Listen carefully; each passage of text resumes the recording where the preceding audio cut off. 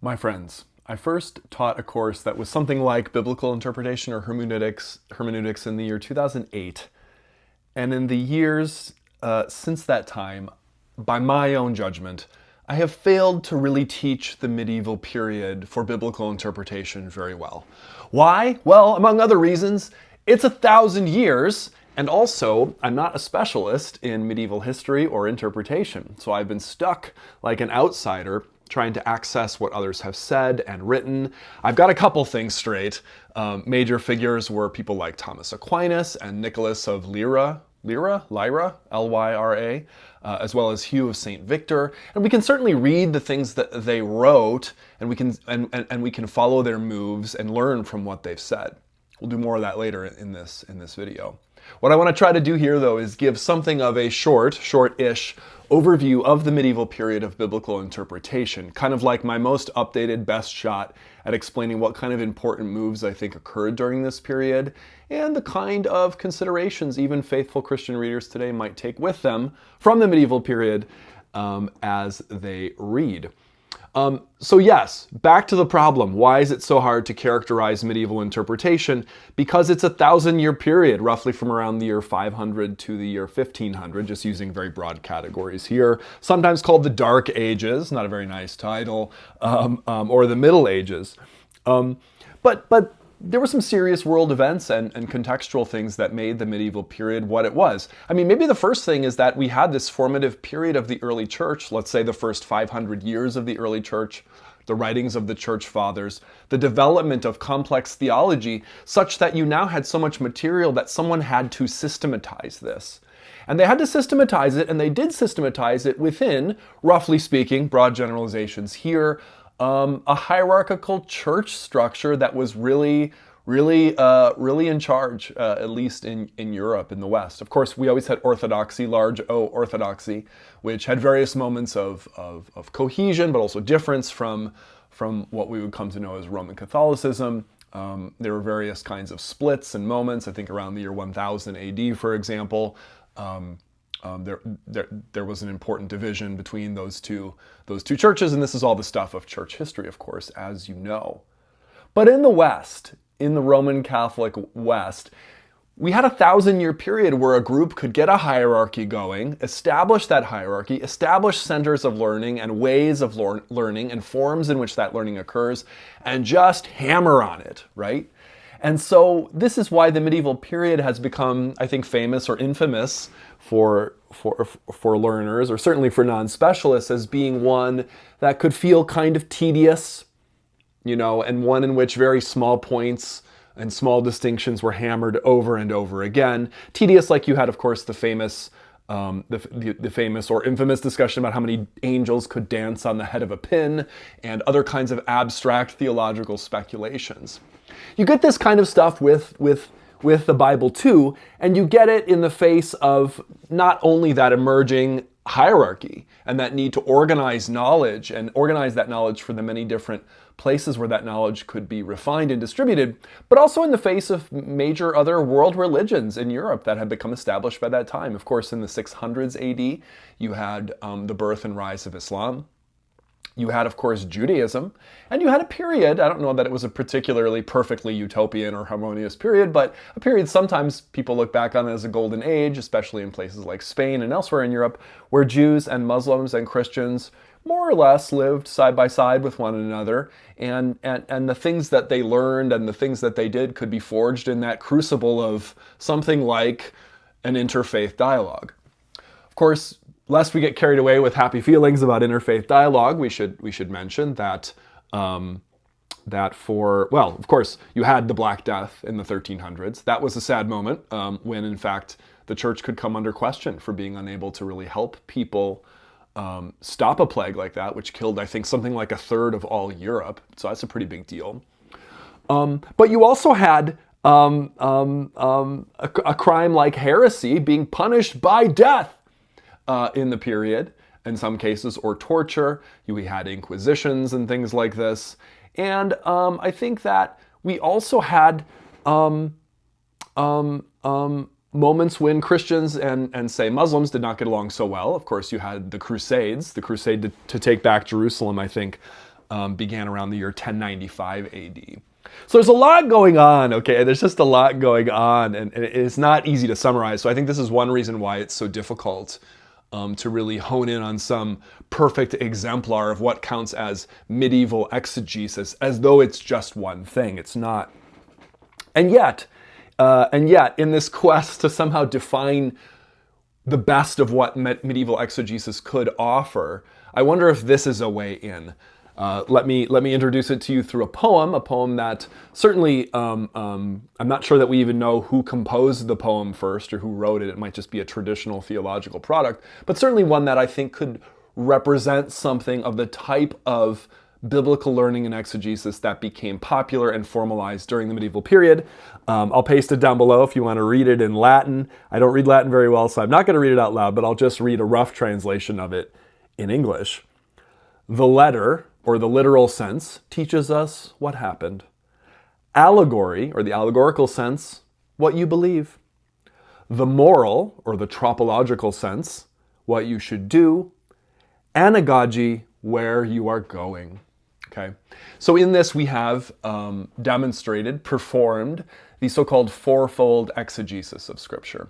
4 layers or levels, kind of like a sort of interpretive gauntlet that you could use to run any passage of the Bible through it and get multiple levels of meaning. And there is an important thing to notice here that many scholars who do study medieval biblical interpretation do bring up, and I've read this in their works and noted it many times, namely that the medieval period can be thought of as a moment when the literal interpretation or the literal meaning took on a special prominence for many formal, particularly scholastic interpreters. There are no doubt many reasons for this, but here's one. With the rise of schools, with the rise of monasteries, we have contexts wherein the Bible can be studied in very formal ways, and those very formal types of studies are going to include things like dictionaries, right? Commentaries, word studies. People in the medieval period started to get into word studies. You know, you may have done this if you've had any kind of theological training or something like that. You take a single word and you just drill down. Where else was this word used? And in what ways is it used? And what kind of lexical range do we get for this, for the meaning of the word, you know? Those kinds of interpretations are, in a sense, what we might call literal interpretations. They are based on the letters. Do you hear those consonants? LTR, letter, literal. Those two words are related in English, right? The word literal means by its letters. So when we do interpretation that's based in language and based in word study and based on just trying to figure out, you know, and translation certainly, those are literal type moves. Now, here's a bonus. For me, I really like to distinguish the word literal from the word historical. There are periods of interpretation where people use the word literal to mean historical. And there are periods and people where the word literal just means the surface level action of the plot. Like in the book of Exodus, Israel crosses the Red Sea or Reed Sea. In the literal meaning, just means in the story, a nation, Israel, with its people, crosses a sea, which is water, which rises up on either side and they go across. That is the literal meaning, or what maybe in Judaism was called peshat, the plain sense, right? In other words, it's a literary story level thing, not a claim about history. I like to differentiate those things precisely because we will have a period in the history of biblical interpretation, in modernity, when the so-called historical critical method will come to prominence, and that historical critical method will really go hard on the question of history. And maybe you could say, in a sense, fuse the idea of the literal with the historical. In other words, if you say something is literally true or literally happened, you would be meaning to say that it happened in history. By the definition that modernist historians give to the word history, which is itself a complicated thing too. But at least in the kind of scientific type tradition for history, it would indicate things that actually happened. What I'm saying is, I would suggest using the word literal to just mean that plain sense literary reading, right? The words that we have on the page. In other words, to read them as though they don't signify another thing. In other words, Israel crossing the Red Sea does not mean any individual Christian going through the waters of salvific baptism, which is in fact a reading of this passage which Paul gives in 1 Corinthians chapter 10, which leads to our next level of the poem, namely the allegorical. Some people like to use the word typology here instead of allegory or figural or spiritual. These terms can all be differentiated, but I'm just going to lump them together into the word allegorical. Spiritual meanings, kind of like in the philosopher Plato, who's maybe the primogeniture of this way of thinking in terms of intellectual history. You have a thing down here, an earthly guitar, but then you have a guitar up in heaven, the heavenly form of the thing. So the things down here are just physical representations of some higher dimension of the existence of the thing. So too, the literal meaning for the allegorical is a plain earthly dimension of something that has higher spiritual realities. Although there is something very important to notice. This is, I think, what I started to say earlier, but I just didn't finish the clause there. Very important to notice that in medieval exegesis and in this poem, the literal meaning is the base on which the others are formed. So they get very excited about the literal, and the literal's place at the beginning of that poem, the literal teaches us what happened, is intentional. And certainly we'll see this in Aquinas, for example. And certainly we already saw this in Augustine on Christian teaching. Link below, good video on that you should check out. For Augustine, really you don't need even to go to spiritual meanings if you can just read literally and if it can get you to love of God and love of neighbor, Jesus' famous double commandment, which Augustine seizes upon as a key to interpretation. So you don't need to do spiritual flights of fancy, as it were, if you can just get there literally, right?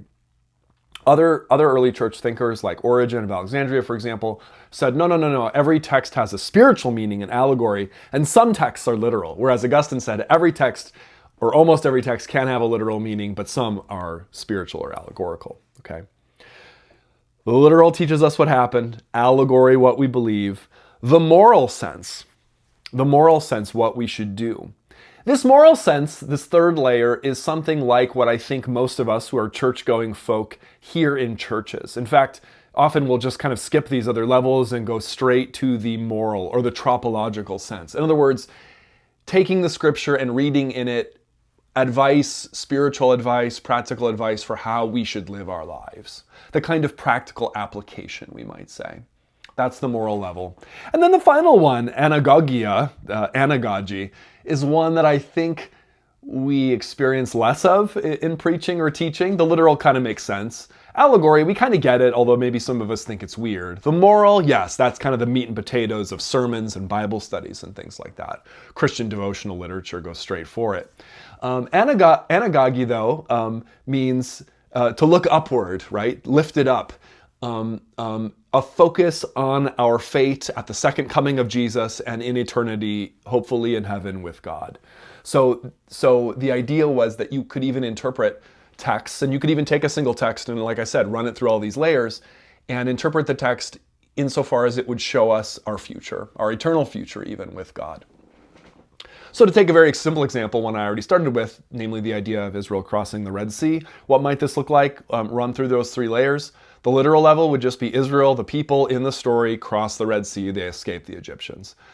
Allegory, though, or typology, tupos, which is actually a Greek word that the Apostle Paul does use in the book of Romans to describe, 1 Corinthians chapter 10, to describe this kind of interpretation, would have it differently, that in fact that Red Sea that they go through is a symbol, a type, an allegory for the idea that we would receive baptism. Do you see the connection? Like, we are Israel and the Red Sea waters are the waters of baptism, right? A spiritual meaning. Moral applications? I don't know. Come up with your own. Tell me what you think would be a good moral application. I mean, maybe the idea of a moral application of the Red Sea crossing could be something like, when we have enemies in this world, just like Israel had Egypt as an enemy, and those enemies will hound us and pursue us and make our lives miserable. And just when we think we're out of options, God will provide a way. And maybe even relying on other people, like Israel relied on Moses, will be that way. There you go. That's just a free interpretation of the so-called tropological or moral sense of the text. Anagogy, I'm a little bit more stuck for that one. What might it mean? Might the waters somehow symbolize our journey to Christ? As Christ comes in the second coming, we're joined with Christ through some kind of period of tribulation, the waters, I don't know. Tell me in the comments what you think would be a better anagogical interpretation of the passage. Did every medieval interpreter run every text through all four of these levels? No, clearly not. And clearly there were interpreters, like Hugh of St. Victor, for example, emphasizes 3 levels to interpretation. He chops off the last one and just goes with literal and allegorical and the tropological or the moral. Others might even just emphasize 2. Some might do the 4. There might even be interpreters that had more levels than 4. I don't even know. But the kind of classic expression is this fourfold interpretation, this fourfold meaning, this fourfold exegesis. And I think even particularly Aquinas emphasized these levels, even as we can find ideas like this in the Church Fathers many centuries earlier.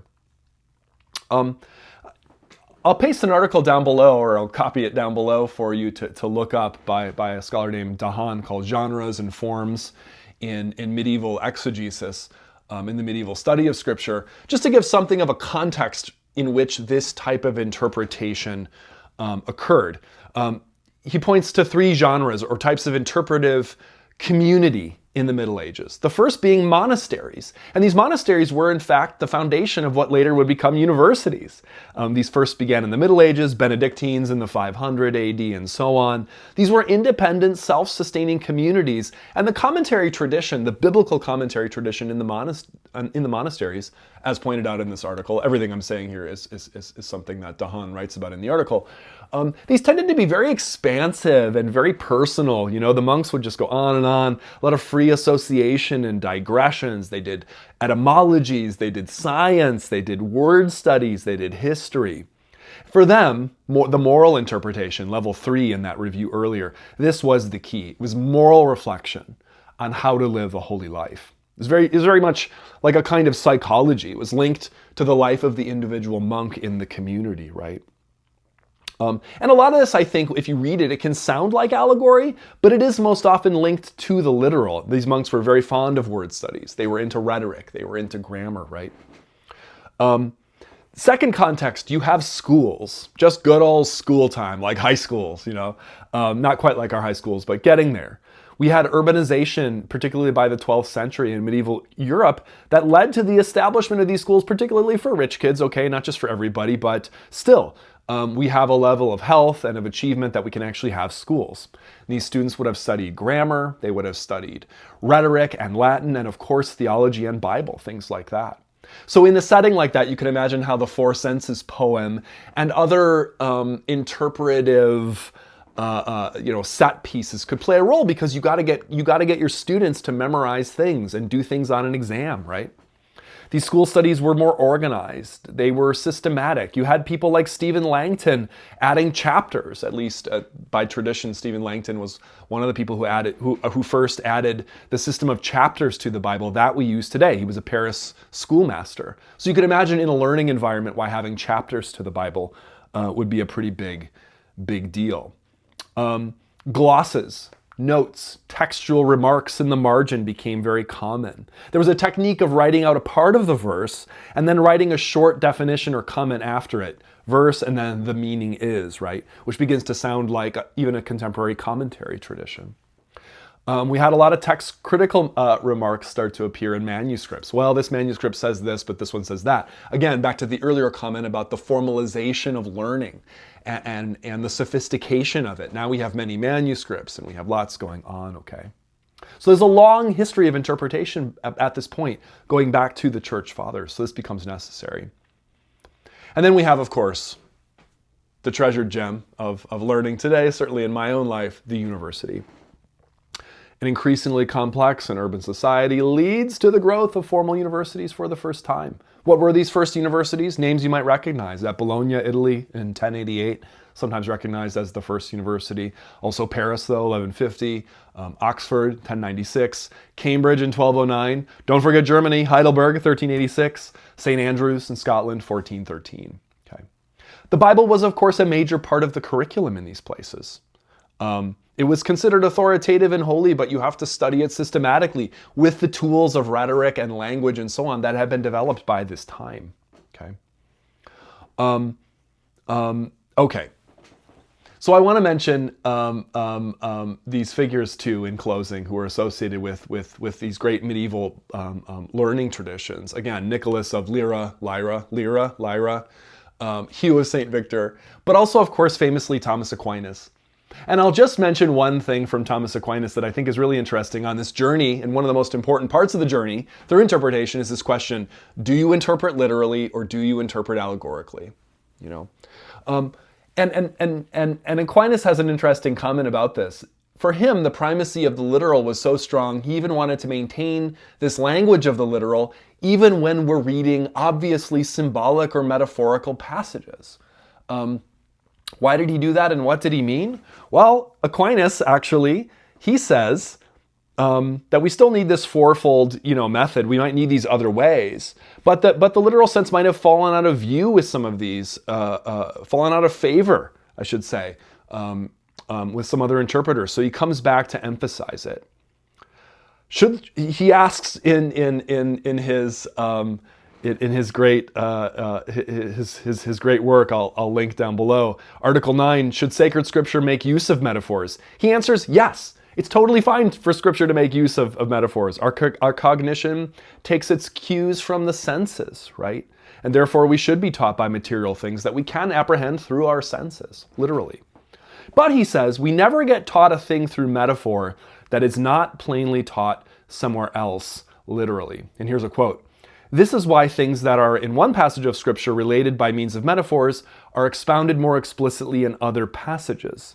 Indeed, the very obscurity of the figures is useful for exercising more diligent minds, and it is also useful for countering the ridicule of non-believers, of which Matthew 7:6 speaks.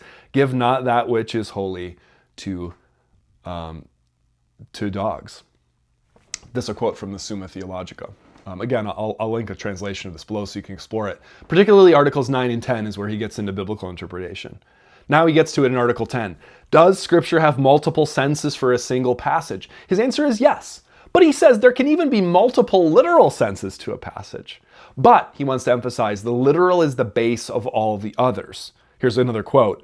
Quote, "Likewise, no confusion results in sacred scripture, since all the senses are built upon one sense, namely the literal sense. And as Augustine explains in Contra Vincentium Donatistem, it is from the literal sense alone that an argument can be drawn." Nod back to Augustine. "And not from those things that are said allegorically." He even goes so far as to say that we should do a literal reading of metaphors or of symbols. What would that even mean? The parabolic sense is included under the literal sense. For in a parable, something is properly signified by the words and something is figuratively signified. And the literal sense is not the figure itself, but rather that which the figure is a figure of. For instance, when Scripture speaks of the arm of God, the literal sense is not that God has a bodily part of the sort in question. So not what you'd think the literal means. Rather, the literal sense is that God has what is signified by this bodily part, namely operative power. In other words, my explanation, what he's saying is if you read a metaphor or a symbol, to read it literally is to read it as a symbol.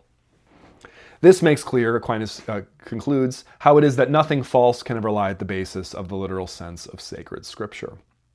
In other words, the literal reading of a symbol is just the correct understanding of what the symbol means, which I know feels like a sort of begging the question or a kind of circular reasoning, since in many cases what an interpreter might want to know is this supposed to be a symbol of something else, or is it to be read literally or in this other way? Okay. All right. But at least you can hear some of the language and get some of the sense of the argumentation that would go on in a medieval learning community and in this medieval style, broadly speaking, of biblical interpretation in the Roman Catholic West.